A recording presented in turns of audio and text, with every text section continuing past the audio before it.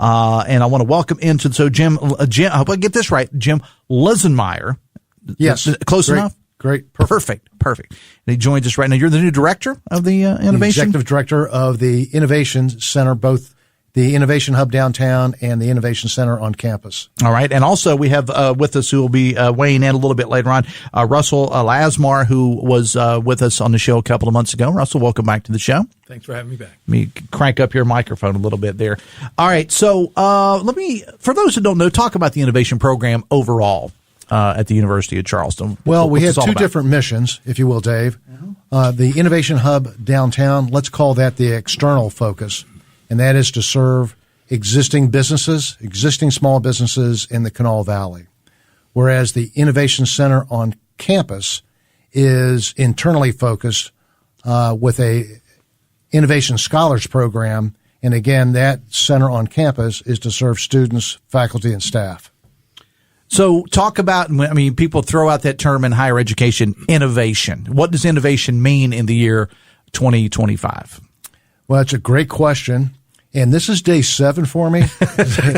You're still trying to find your office at this point, right? I'm just trying to find the restrooms and the coffee pot. Right. The important things in life. But, you know, the traditional sense of innovation centers, some universities and colleges center strictly on business school applications, whereas at University of Charleston, they focus on all disciplines, all academic disciplines, be it the arts and sciences or the School of Business. And again, some universities and colleges with centers for entrepreneurship or innovation centers only admit students in their 3rd and 4th year, whereas at University of Charleston, we start the students from their freshman year. And as it relates to the business-facing side of UC, the Downtown Innovation Hub, for us, innovation is it sticks to the traditional EDA definition of innovation is the creation of a product, a service, something new, or the recombination of existing products and services that create value. And innovation is a process. And that's what we try and instill in the small businesses that we work with, that process starts with good, honest ideation. And we teach firms how to go through those processes. So it's a little different focus than on campus. We're looking for real value that can be created with existing or available resources for small businesses. Give us a little bit of background on you, Jim. Give us your bio, and welcome to the area. By the way, are you from this area, or welcome back to the area? Welcome back to the area. Okay, tell us your story. Yeah, so I'm a native of Huntington. Okay, and most recently I worked for the West Virginia Department of Economic Development for about 6 years. The reason why I came back to my home state is to, I say, atone for the sins of my youth. So I had a successful run owning and operating beer and wine distributors in the state. Mm-hmm. And with partners, we owned and operated the Budweiser distributors in Charleston and Parkersburg from 08 to 16. Sold those in 16. I retired to Baltimore, wandered around aimlessly, helping out local colleges and universities at their centers for entrepreneurship. University of Baltimore, Morgan State, Johns Hopkins, Loyola, Coppin State, UMBC, et cetera. So that's where I got a taste of working in the university environment and helping small businesses grow and prosper, and help emerging businesses start up and get their feet on the ground. What is it about that sort of work, Jim, that you enjoyed so much? Well, I think from my background, I bought businesses, sold businesses, started up businesses. Fortunately, my mistakes, my failures were at the beginning of my career instead of my end of my career. Got them out of the way. Yeah, it got them out of the way. So it's always been a passion of mine because I came from a family of small businesses in Huntington. What rate, if you, and I don't want to get political because I don't put that, on any of my guests from this realm, but talk about the business climate in West Virginia and what is it that made you want to maybe come, as you said, you're a native of Huntington, you're back home now. What made you want to come back? Do you see something? Do you see a spark in the world of business here in West Virginia that says, hey, this is something I really want to get involved with? What? Just overall talk about. Well, I've been blessed in business. Mm-hmm. And I felt a need to give back to my home state. And the best way I could give back to my home state was getting involved in the business community and helping existing businesses grow and prosper. And that was my mission in the Eastern Panhandle when I worked for Mike Graney in the Department of Economic Development. I worked with existing businesses, large, medium, and small, and helped attract new investment into the state. And that was very rewarding.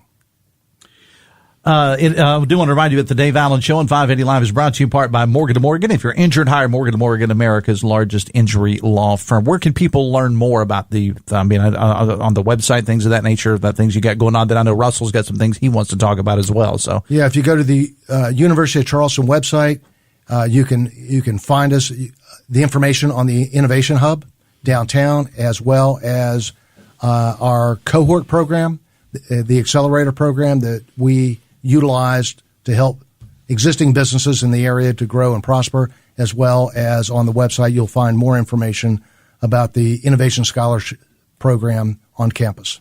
So you said you're on day 6 or 7 of the job right now. Obviously, I mean, you showed up for the interview today, so I'm hoping that you like it. Okay. So, what are you looking forward to most about this job and the relocation down here?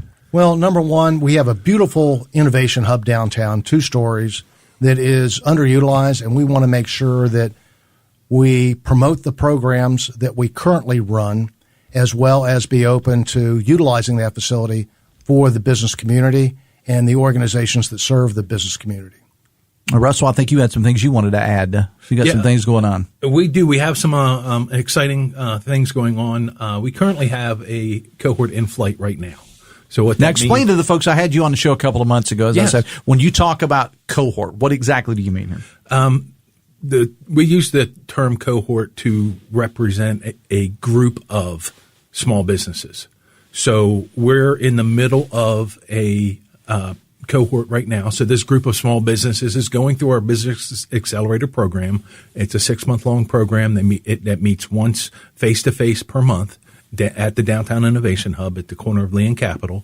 And so we're actually forming the next cohort. So we're up to our 5th cohort already. It will be starting in July. So you would ask, how can people find us or get a hold of us? They can send us an email at innovate@ucwv.edu. They can find us on Facebook. They can find us on LinkedIn. They can find us on the UC main site. But our newest program that we have coming up is not a cohort-based program. This is open to anyone, open to the public, business community and not. It is a series of how-to events, all with an innovation centric goal. And we have our kickoff coming up on the 25th. And we're going to have the small business liaison from the city of Charleston come in, plus folks from Advantage Valley and Charleston Area Alliance. And it's a town hall or fireside on how to conduct business in Charleston. So if you're a small business in Charleston, you want to understand or you want to move into Charleston, start a business, or move your business in, what do I need to know from tax standpoints to be compliant the easiest way, and we'll introduce them to that resource. What's available in the ecosystem and low and no cost ways like access to grants or reduced office space in an incubator style setting with shared resources. So that's starting on the 25th, and then there's going to be a series. The second one coming up in April will be a hands-on workshop on how to fly drones and how to get licensed from a federally licensed so that you can operate your drones safely. And it's going to be cool. It's going to be fun. Our office is big enough. We're actually going to be flying the drones in the office. Well, that's cool. So you might want to come down and see that one. Yeah. All right. Sounds good. And again, where's the best? Because you gave us some information here, as did Jim. Where can people find all this information on the University of Charleston's website or the social media? Or Facebook is a great resource. LinkedIn is good also, and on the UC website. The easiest way is when you get to the UC website, just go up to the search bar and just type innovation. All right, and it'll take you to both sides of the house. All right, Jim, welcome to the area. Welcome back to the area. Thank you. Glad we rescued you from Baltimore. Yeah, well, it's good to be back home. Yeah, indeed it is. See friends and family. It is. And Russell, it's always a pleasure to see you. I appreciate you both being on the show today. Thanks. Have a great week. Enjoy the basketball tournament. Yeah, absolutely. And good luck.